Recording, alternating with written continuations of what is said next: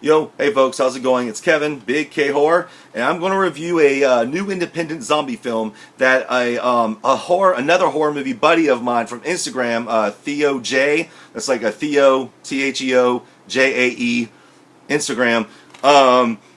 Hooked me up with through the mail, and that is A Little Bit Zombie. All right, now I'm gonna just first say that this movie is damn entertaining and it was fun. Is it treading new ground? Like, is it treading new ground and doing something brand new? No, but what it does do, the ground it does tread on, it kind of there's the bad analogy, but what I'm trying to say is that the grass it does tread on is much greener and fruitful. Like, it does everything. It takes all these tropes that have been recent in some of these zombie films and does a cool, funny spin on it. I would have to say that this reminds me tonally, like the tone of it, with like maybe Evil Dead 2, Dead by Dawn meets oh wow, it's on the tip of my tongue. Oh, Tucker and Dale versus Evil. Yes, I'd say Evil Dead 2 meets Tucker and Dale versus Evil. That's the kind of feel of this film right here, and it's pretty much kind of like a correlation or analogy about having a fiance and getting married. The two lead characters in this are about to get married, and they're on their vacation in this cabin in the woods with the lead guy who does start turning into a zombie due to a mosquito. There's been a zombie infestation nearby they are unaware of, and a mosquito in the very beginning drinks some of the blood of a zombie, and then it goes. You see the point of view of him flying around through the woods up into the other cabin where our soon-to-be married couple is in, and gets him, and so it spreads the virus to him. And I'm not a fan of like zombie virus like films much this past decade, but this one was fun. I dug it. The mosquito thing was funny. The whole movie was pretty much funny. Like, I have to also say that the banter in the film between the characters, the arguing and stuff, and that was all comical, was timed perfectly. Like, they didn't skip a beat, and it was all timed comically perfectly. And but yeah, so it's pretty much, this guy starts slowly turning into a zombie, so you get the point of view of what it's like for him to crave brains, and he does. He craves some brains, and it gets kind of gross, and this movie does get kind of gross with vomit, projectile, just sludgy, messy eating of brains matter and stuff. But the bride, who's played by Crystal Lowe from the Black Christmas remake, and also in Final Destination 3 is one of the Tenny Bed Death Girls.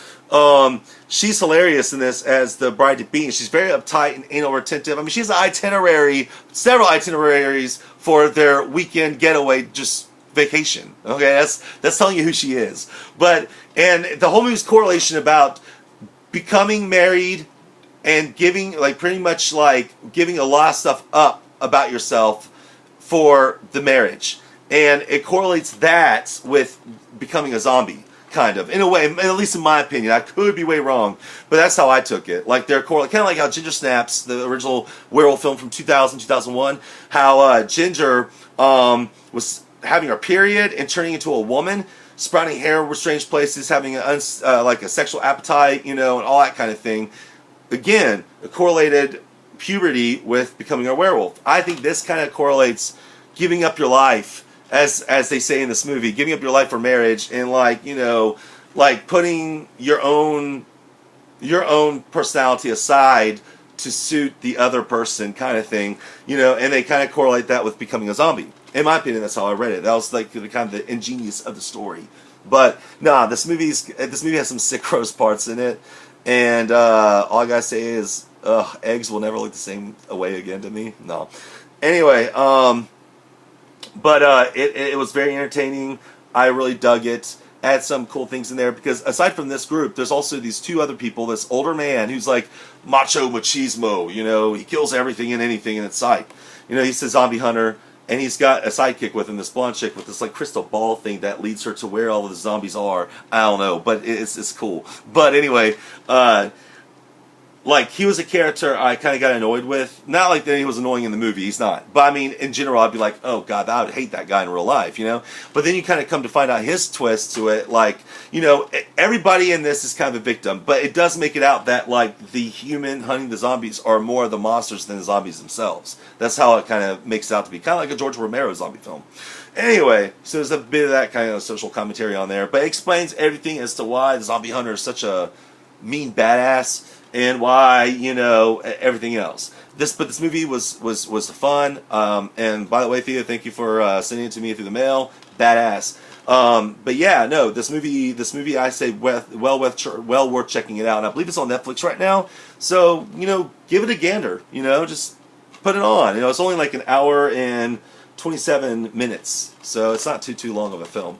Anyhow, so that is my review of A Little Bit Zombie. It's got the gore, it's got the laughs, it's got the great timing, and even the characters are fully, you know these characters already. Like they, you know, and there's a lot of character development. There is character development throughout the comedy in this, in my opinion.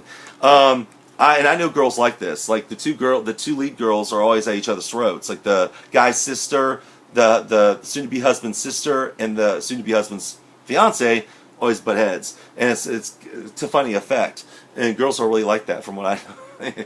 Anyway, but no, this movie was a blast, so I would say check it out if you're into zombies. Give it a whirl. Now, another note I want to make: this film had the same kind of feel or same kind of plot thing going on for two other zombie films or two zombie things from this year. VHS Part 2, one of the installment stories, is about a guy who turns into a zombie slowly from like just doing a bike ride through the park. And you see him progress into a zombie, turn into a zombie, and see his point of view. So we have that one as well this one, seeing the point of view of him slowly becoming a zombie. And also, you know, of course, you got Warm Bodies. Same thing, about you get the personality from the zombie point of view. So this film, like I said, it's not treading new ground. But what it does, when it does tread it, it does it in a very newer fashion. Or, you know, it gives it its own spin that's entertaining and fun and intelligent with it. So, but I dug it. It was a blast. Go check it out. It's on Netflix, I believe. All right, peace out.